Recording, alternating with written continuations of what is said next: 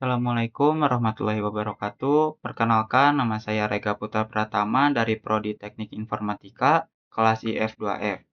Di sini saya akan menjelaskan program tentang fungsi di C++ yang telah saya buat. Baik, lanjut saja. Di baris yang pertama ini, saya menambahkan include IOStream yang berfungsi untuk proses input dan output dari program C++. Lalu selanjutnya di sini saya menambahkan using namespace std yang berfungsi untuk agar kita mempermudah untuk memproses program di cout. Contohnya misalkan gini.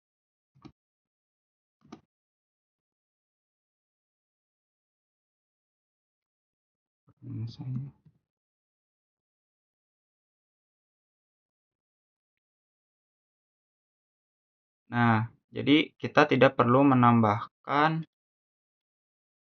std.2 seperti ini, karena itu akan memperlambat juga sih untuk kita memprogramnya ya. Dan ini salah satu cara agar kita memprogram untuk lebih simpelnya lah. Lalu selanjutnya saya menambahkan fungsi dari penjumlahan. Di sini saya menggunakan tipe data integer yang berfungsi untuk menyimpan data bilangan bulat. Lalu di sini saya menambahkan tambah sebagai fungsinya dan in A, in B ini untuk bilangan yang bertipe integer.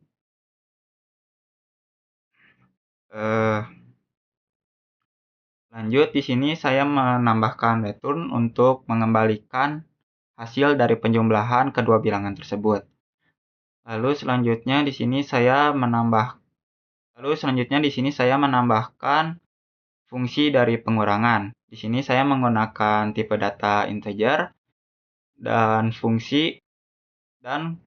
saya menambahkan kurang sebagai fungsi, dan di dalam kurung ini saya menambahkan dua bilangan yang bertipe integer. Lalu selanjutnya di sini saya menambahkan return untuk mengembalikan hasil dari pengurangan kedua bilangan. Lalu selanjutnya di sini saya menambahkan fungsi dari perkalian. Di sini saya menggunakan tipe data integer dan di sini saya menambahkan kali sebagai fungsinya. Lalu di dalam kurung ini saya menambahkan dua bilangan yang bertipe integer ya. Lalu selanjutnya di sini saya menambahkan return untuk mengembalikan hasil dari perkalian kedua bilangan. Lalu selanjutnya di sini saya menambahkan fungsi dari pengurangan. Fungsi dari pengurangan ini saya menambahkan tipe data float yang berfungsi sebagai bilangan desimal. Nah, bedanya dengan ini adalah bilangan integer itu untuk bilangan bulat dan float itu untuk bilangan desimal. Nah, di sini saya menambahkan bagi ini sebagai fungsinya, dan di dalam kurung ini saya menambahkan dua bilangan yang bertipe float. Lalu selanjutnya di sini saya menambahkan return untuk mengembalikan hasil dari pembagian kedua bilangan. Lalu selanjutnya di sini saya menambahkan fungsi dari modulus. Di sini di fungsi modulus ini saya menggunakan tipe data integer.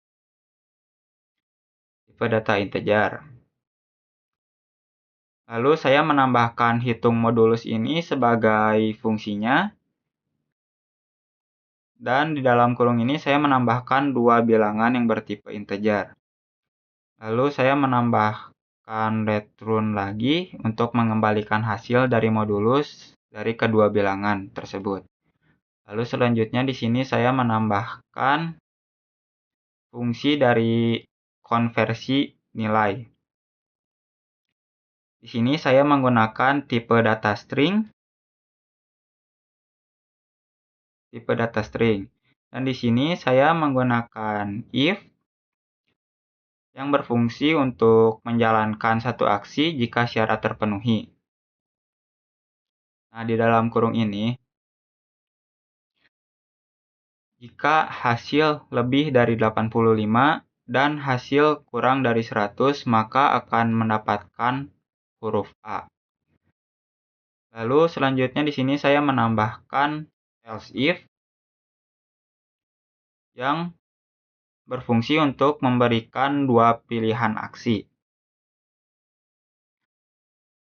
Nah, di dalam kurung ini saya menambahkan hasil jika lebih dari 75 dan hasil jika kurang dari 85 akan mendapatkan huruf B.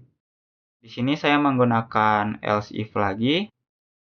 Di dalam kurungnya, jika hasil lebih dari 60 dan jika hasil kurang dari 75, maka akan mendapatkan nilai C.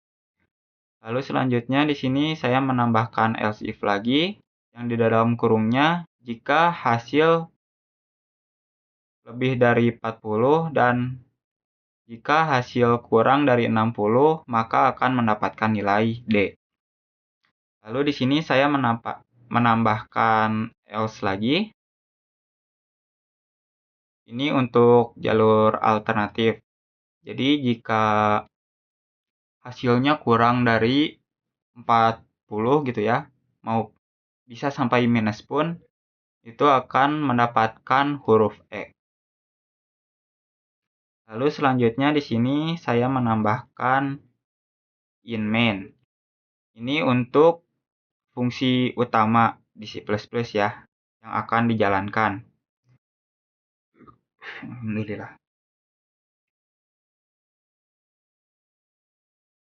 Lalu selanjutnya di sini saya menambahkan in build 1 build 2. Ini untuk membuat dua variabel bertipe integer.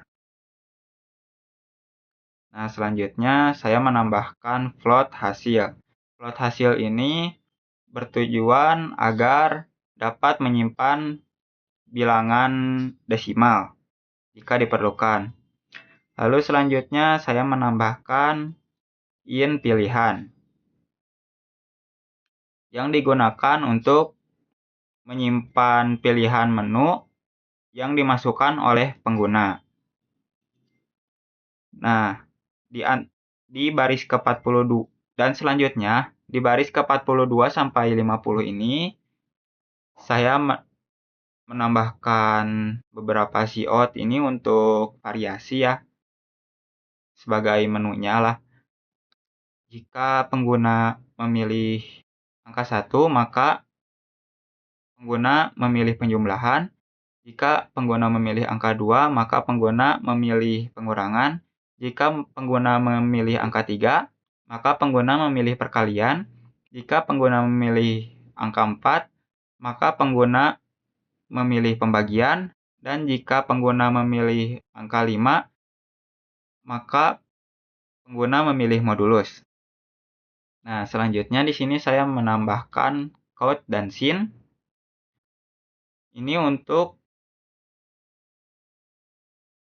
pilihan si penggunanya. Misalkan jika pengguna memilih angka 3, maka program akan lanjut ke yang selanjutnya di perkalian ini. Nah, selanjutnya di sini saya menambahkan switch pilihan yang digunakan untuk memilih blok program berdasarkan nilai variabel pilihan. Yang misalnya kita memilih angka 1, maka program akan dijalankan ke case atau blok yang pertama ini. Begitupun selanjutnya. Nah, di sini saya akan menjelaskan case yang pertama dulu, blok yang pertama dulu. Pertama-tama di sini saya menambahkan CO terlebih dahulu untuk memberi informasi bahwa pengguna telah memilih penjumlahan. Lalu di sini saya menambahkan cout dan sin untuk memasukkan bilangan ke pertama. Lalu saya lanjut lagi dengan menambahkan cout dan sin lagi untuk memasukkan bilangan yang kedua. Nah, selanjutnya di sini saya menambahkan hasil sama dengan tambah bil 1 dan bil 2. Bil 1, bil 2. Jadi ini itu untuk memanggil si fungsi penjumlahan ini yang ada di atas tadi. Lalu selanjutnya saya menambahkan cout lagi untuk memanggil hasil dan menampilkan si hasil penjumlahan tersebut. Lalu selanjutnya saya menambahkan cout lagi. Saya menambahkan cout lagi dengan mengirim nilai hasil ke fungsi hasil huruf dan menampilkan konversi ke huruf, misalnya ke A atau B yang tadi itu. Lalu selanjutnya saya menambahkan break. Ini untuk memaksa program keluar dari blok perulangan. Nah, di sini saya akan menjelaskan di case yang kedua. Selanjutnya saya akan menjelaskan case yang kedua. Case yang kedua ini tidak beda jauh dengan case yang ke-1. Jadi di sini saya akan menjelaskannya dari awal lagi. Di pertama saya menambahkan cout terlebih dahulu untuk memberi informasi bahwa pengguna telah memilih pengurangan. Lalu selanjutnya saya menambahkan cout dan sin lagi untuk memasukkan bilangan ke pertama. Lalu selanjutnya saya menambahkan cout dan sin lagi untuk memasukkan bilangan kedua.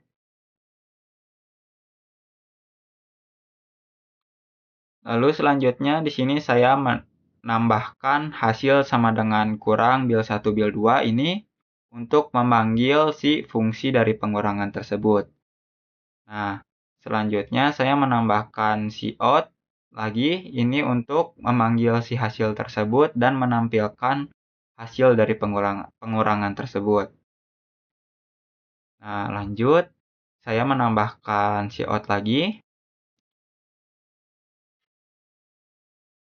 dengan mengirim nilai hasil ke fungsi hasil huruf ini dan menampilkan si hasil huruf ini dan menampilkan hasil si huruf ini. Lalu saya menambahkan break lagi. Lalu di sini saya akan menjelaskan case atau blok yang ketiga. Tidak beda jauh dengan yang ke-1 dan kedua. Jadi yang pertama saya menambahkan cout ini untuk memberi informasi bahwa pengguna telah memilih perkalian. Lalu selanjutnya saya menambahkan cout ini untuk memasukkan bilangan pertama. Nah, saya menambahkan cout lagi untuk memasukkan bilangan kedua. Cout dan sin lagi untuk memasukkan bilangan kedua. Lalu di sini saya menambahkan hasil sama dengan kali bil 1 bil 2. Ini untuk memanggil si fungsi pengurangan tersebut. Nah, selanjutnya saya menambahkan cout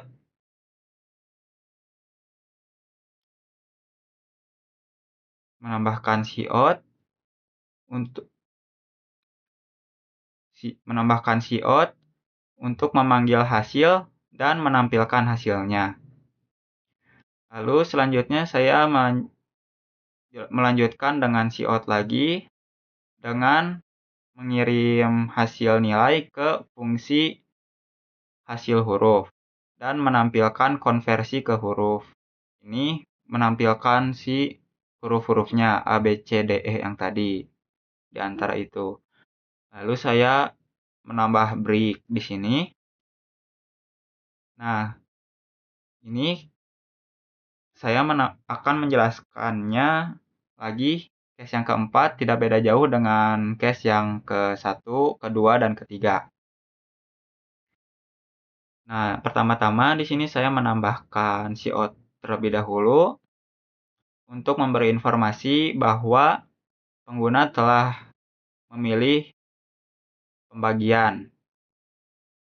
Lanjut, di sini saya menambahkan cout dan sin untuk memasukkan bilangan ke pertama. Lalu selanjutnya di sini saya menambahkan cout dan sin lagi untuk memasukkan bilangan kedua. Nah, selanjutnya saya menambahkan hasil sama dengan bagi. Ini untuk memanggil si fungsi dari pembagian tersebut. Lalu selanjutnya di sini saya menambahkan cout untuk memanggil si hasil dari pembagian dan menampilkan hasil dari pembagian. Lalu selanjutnya di sini saya menambahkan cout lagi dengan mengirim nilai hasil ke fungsi hasil huruf dan menampilkan hasil konversi ke huruf yang tadi A, B, C, D, E itu. Lalu selanjutnya saya menambahkan break lagi. Nah, yang kelima ini lumayan agak beda karena ini adalah modulusnya ya. Jadi di case yang kelima atau blok yang kelima ini saya menambah pertama-tama saya menambahkan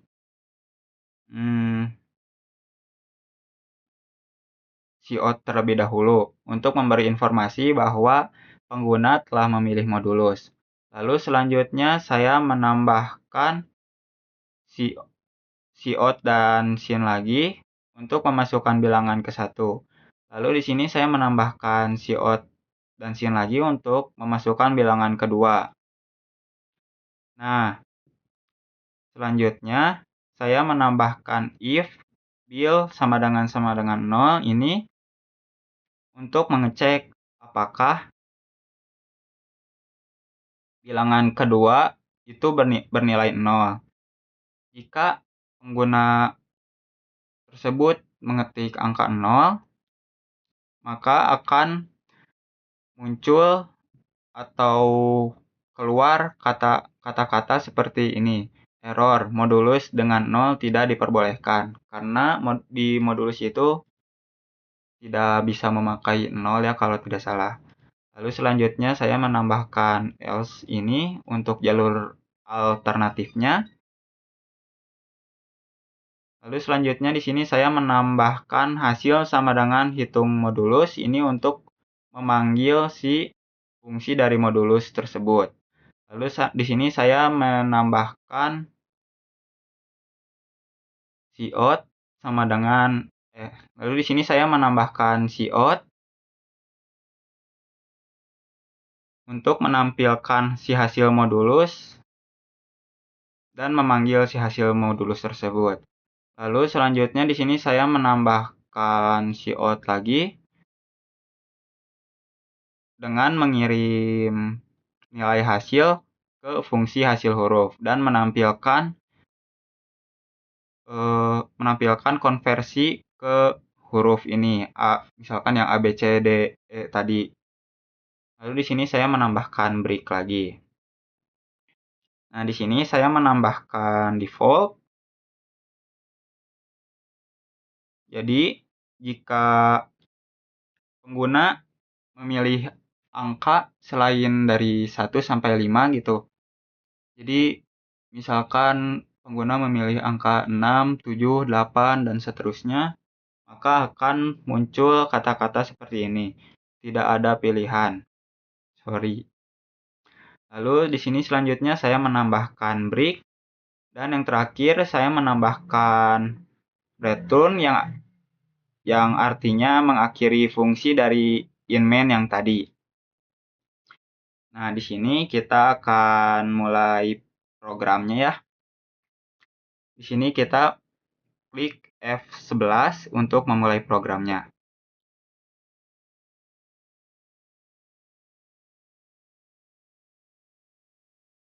Nah, di sini kita akan mencoba yang nomor 1 dulu.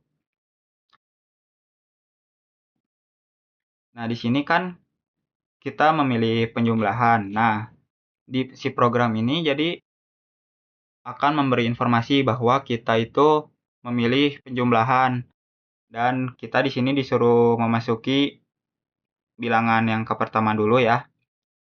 Misalkan kita memasukkan 50. Nah, di sini selanjutnya kita akan memasukkan bilangan kedua. Bilangan kedua, misal kita akan menambahkan 40. Nah, jadi nanti akan keluarlah si hasil penjumlahan tersebut nih di sini. Dan konversi nilai ke huruf itu hasilnya A karena lebih dari 85. Karena lebih dari 85, maka akan mendapatkan huruf A. Baik, kita coba lagi, kita close dulu. Kita pencet F11 lagi. Di sini kita akan mencoba yang nomor 2. Nah, di sini kita mendapatkan informasi bahwa Anda telah memilih pengurangan. Dan di sini kita disuruh memilih bilangan yang ke pertama dulu. Misalkan kita akan memasukkan 70, dan kita akan memasukkan bilangan keduanya, yaitu misalkan 20 ya.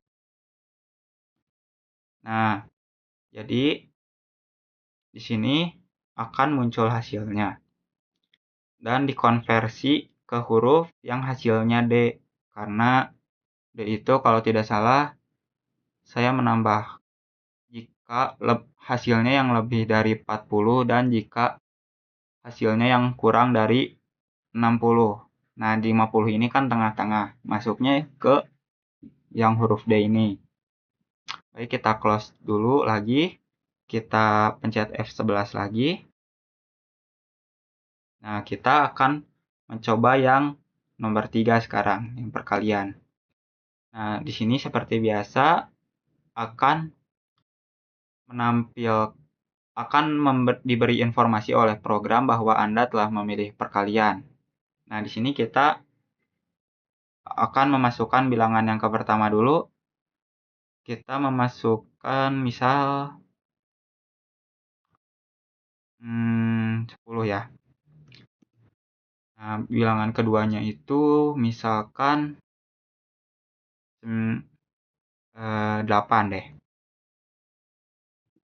Nah, ini hasil dari perkaliannya, dan ini hasil dari konversi nilai ke hurufnya, yaitu B.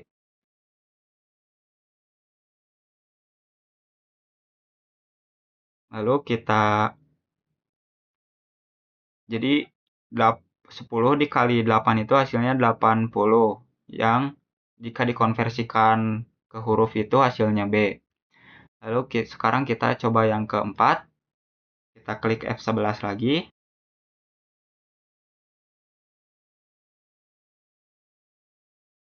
Nah, di sini kita akan memilih nomor 4. Seperti biasa, kita akan mendapatkan informasi dari program bahwa Anda telah memilih pembagian. Kita masukkan bilangan yang ke pertamanya, misalkan 90 ya. Nah, memasukkan bilangan kedua, misalkan bilangan keduanya kita memasukkan 3 deh. Nah, ini hasilnya 30. dikarenakan hasilnya kurang dari 40 itu termasuk kecil ya. Jadi jika dikonversikan ke huruf itu akan muncul huruf E. Oke, kita coba yang modulus sekarang yang terakhir. Kita close dulu. Lalu kita pencet F11 lagi. Nah, di sini saya akan memilih yang 5 ya. Nah, di sini saya mendapatkan informasi lagi dari program bahwa Anda telah memilih modulus. Kita masukkan bilangan yang pertama itu misal 100 deh. Nah, memasukkan bilangan kedua. Jika bilangan yang kedua ini kita mencoba klik 0 nih, maka si program tersebut akan error. Modulus dengan 0 tidak diperbolehkan, karena modulus ini tidak bisa memakai 0 ya kalau tidak salah. Lalu kita coba X lagi, kita memilih yang kita klik F11 lagi. Kita coba klik yang angka 5 lagi. Kita klik 100 lagi. Kita memasukkan bilangan yang keduanya, misalkan 30 deh. Nah, hasil dari modulus ini itu 10. Jadi, bilangan ke satu ini kan 100 ya.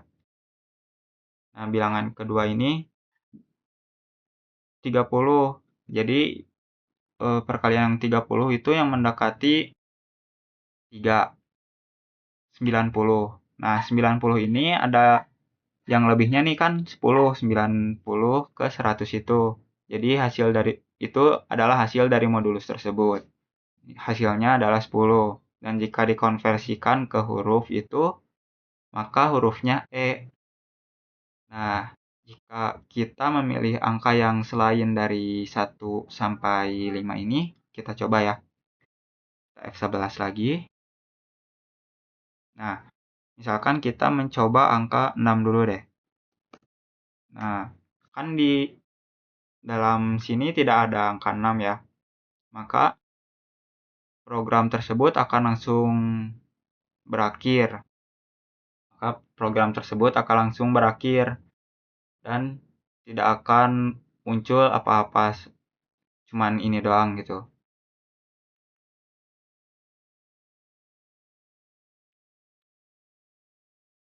Nah, sudah selesai ya. Sekian dari saya. Maaf jika ada kesalahan. Wassalamualaikum warahmatullahi wabarakatuh.